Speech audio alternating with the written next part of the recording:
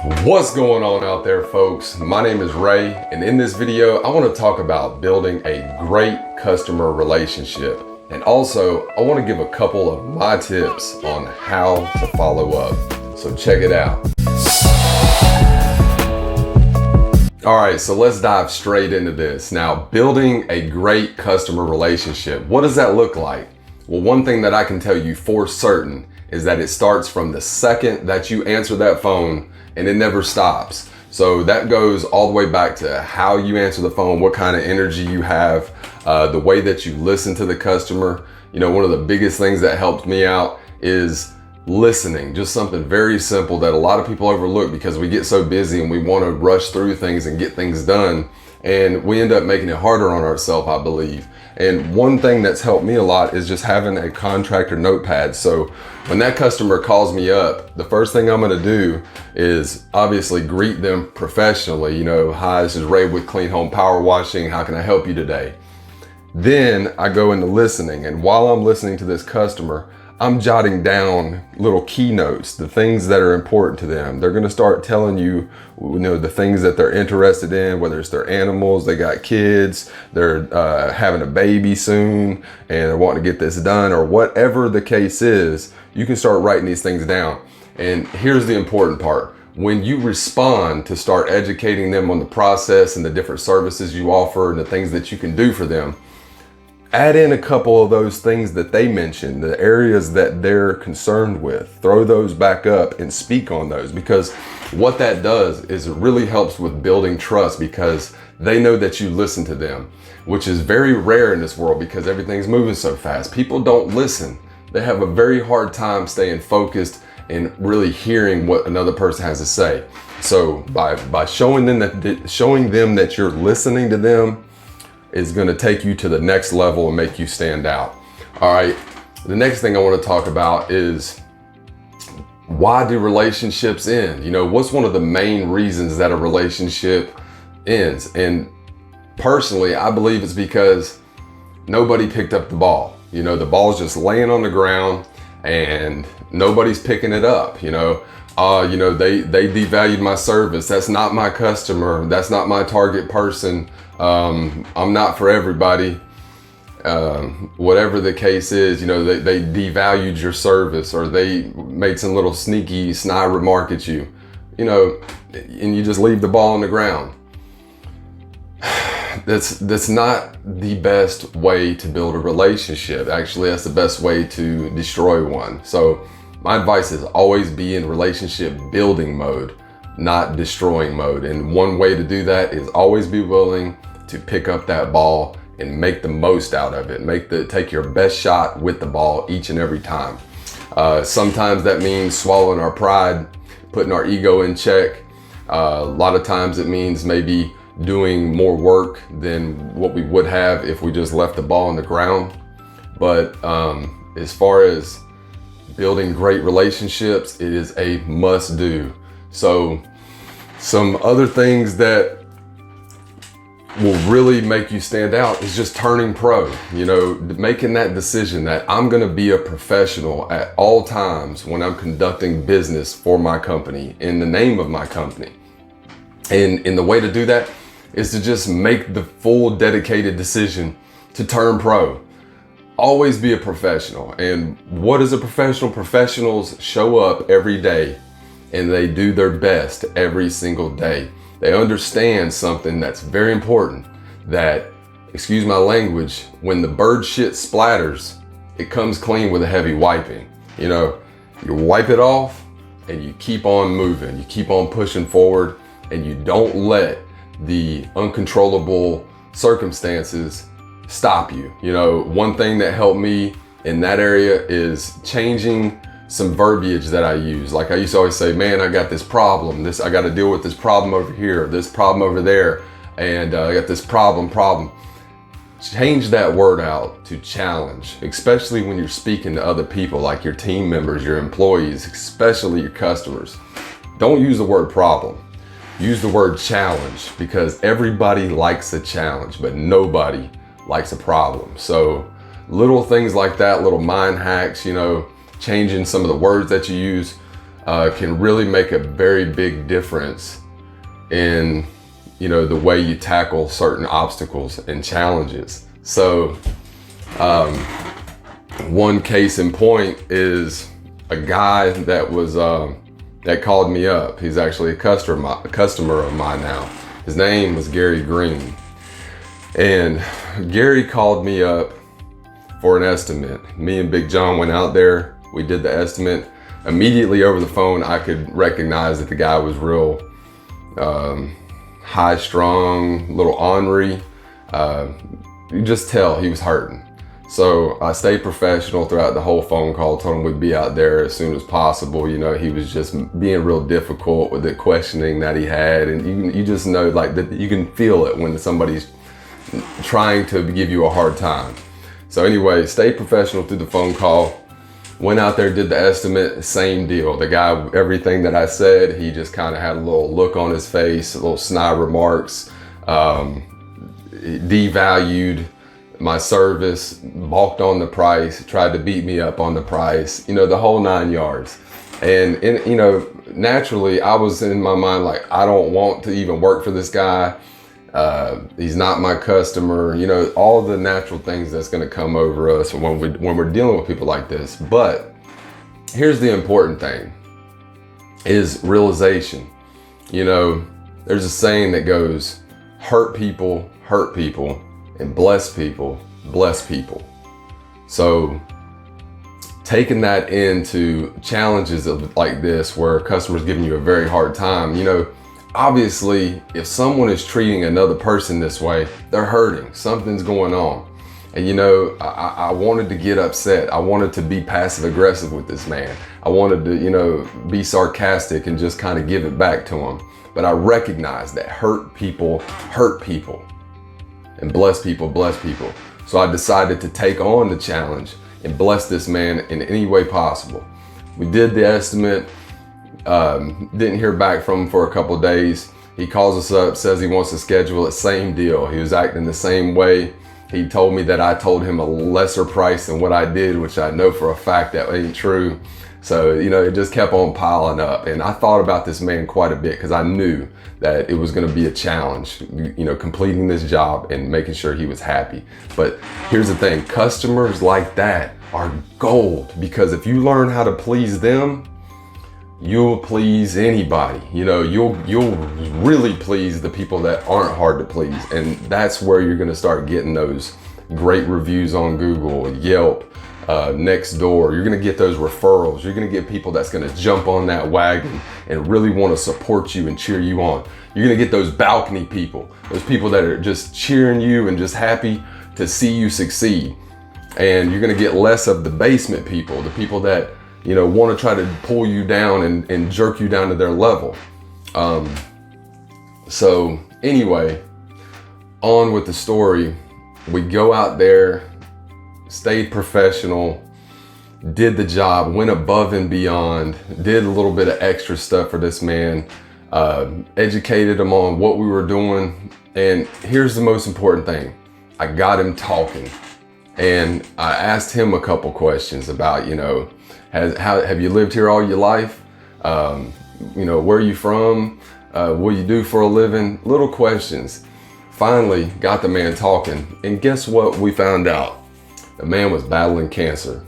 The man had gone through 3 or 4 huge life changes, had to retire from his job abruptly, couldn't do the work. His wife was having to do all the yard work. The man had a serious pain inside from losing the ability to do so much. The chemo broke him down. He said he had some mental challenges from the chemo, and you could look at his property and tell the man had worked real hard for everything he had.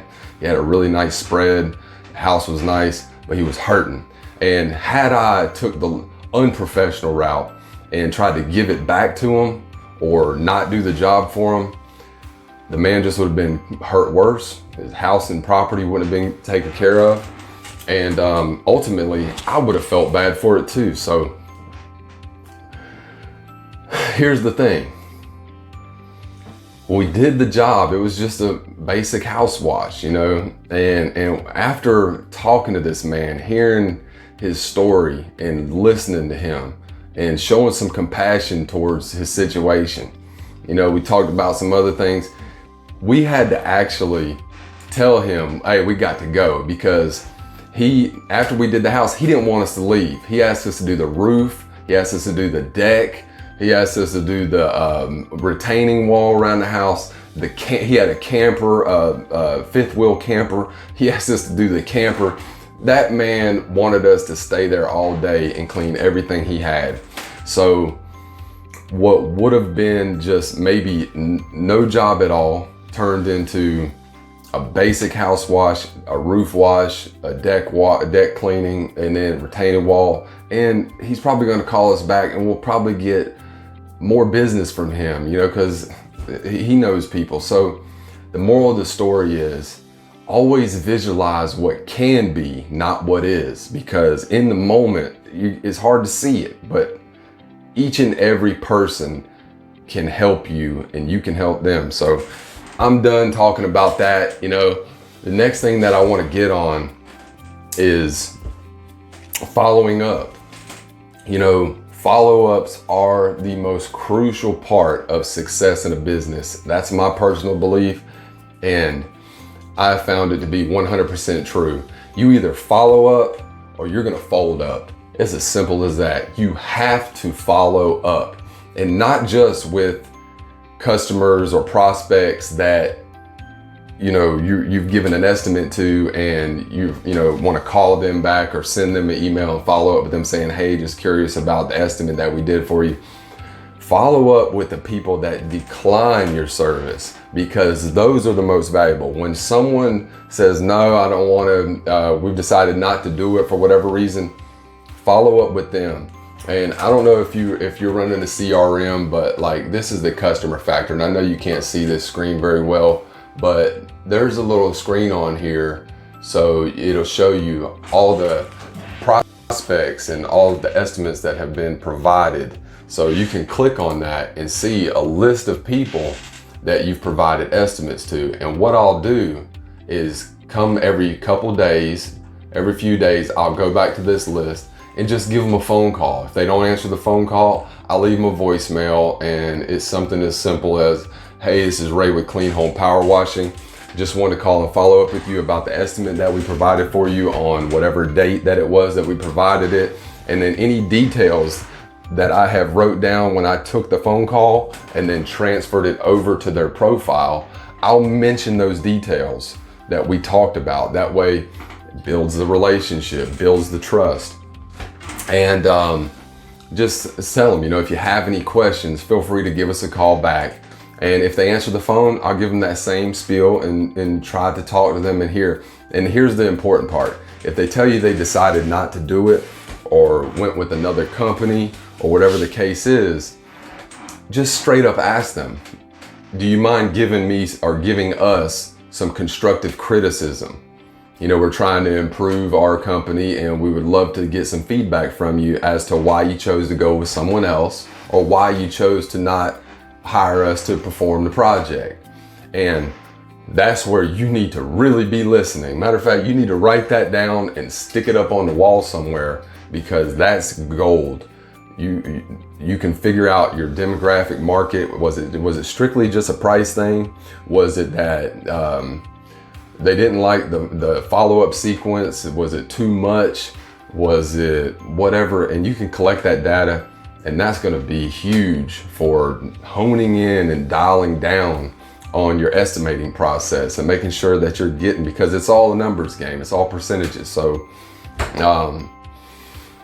one of the other really big things is when you do get that customer and say it's a really good job, it will really be best to do this to all customers, not just the high paying tickets.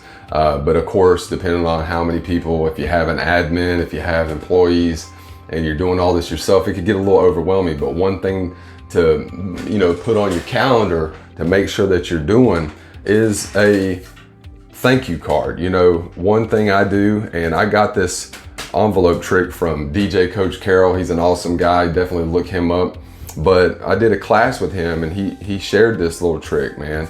It's, get a bright colored envelope and send that thank you card to them handwritten. And you know, I took it a step further and tried to put my own little touch on it. And I had one of these bad boys.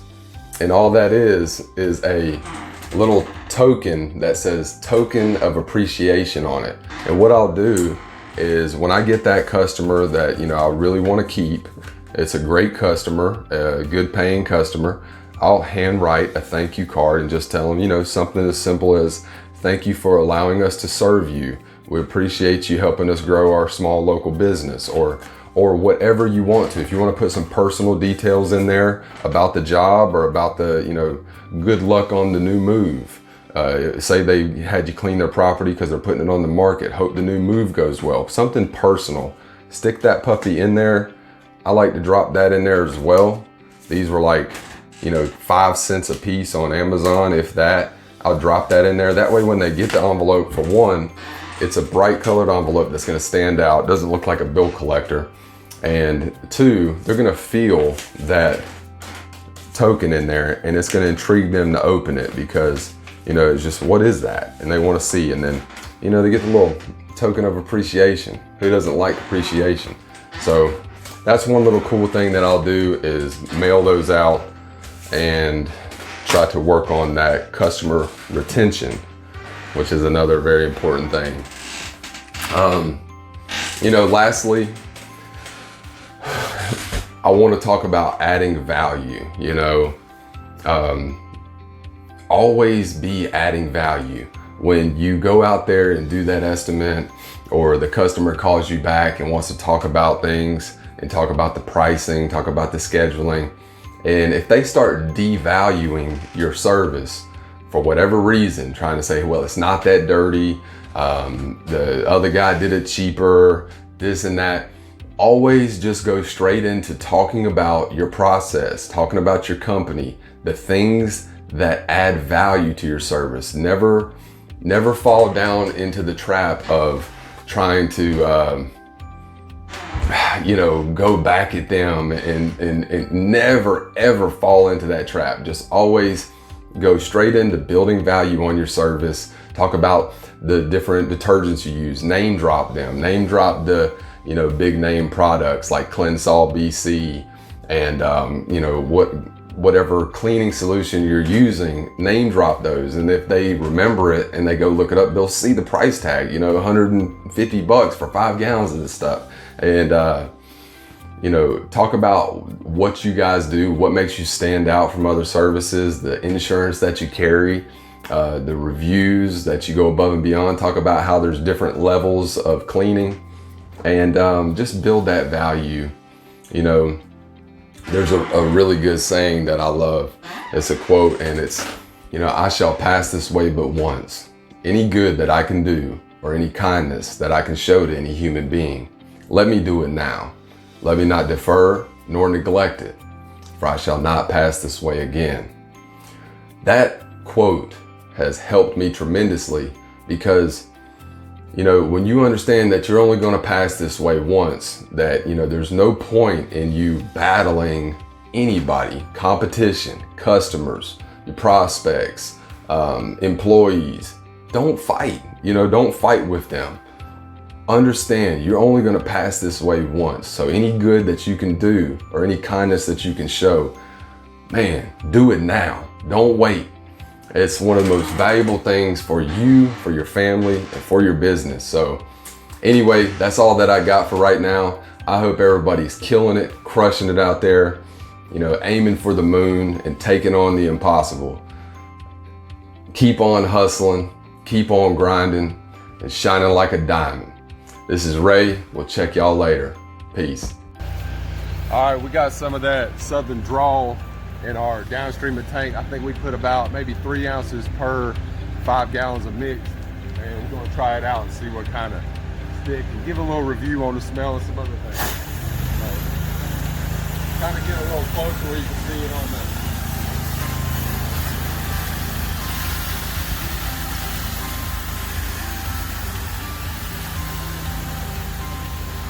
Smells good. What's it smell like, John? Smells real good. Smells like a lemon. It's got a real strong lemon scent. It smells good.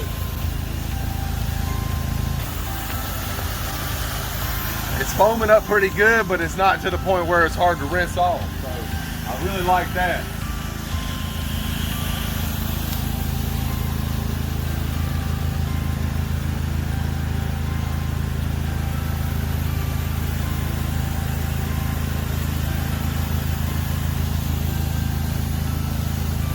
Here's a up close look, and you know, it sticks really good. It's just got a nice little drawl to it. You know, the name really fits.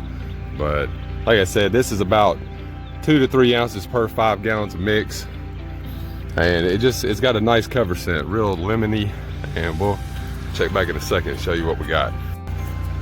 All right, so it's about 10 minutes of dwell time here, and we're gonna rinse it off. But as you can see, it did a good job. I really am liking the Southern Draw. It's easy to rinse off.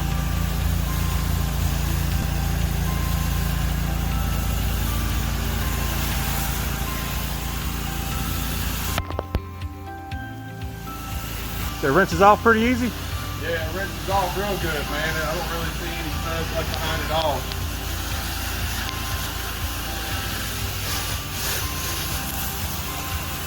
I think that's pretty clean.